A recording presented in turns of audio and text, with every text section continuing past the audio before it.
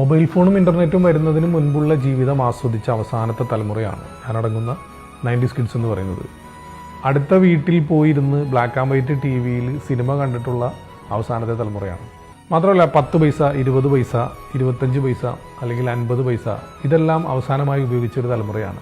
25 പൈസയ്ക്കും 50 പൈസയ്ക്കും ആ കാലഘട്ടത്തിൽ വാങ്ങാൻ കിട്ടുന്ന ഒരു അച്ചാറ് മാത്രം കൂട്ടി ഉച്ചയ്ക്ക് ഊണ് കഴിച്ചിട്ടുള്ളൊരു തലമുറയാണ്.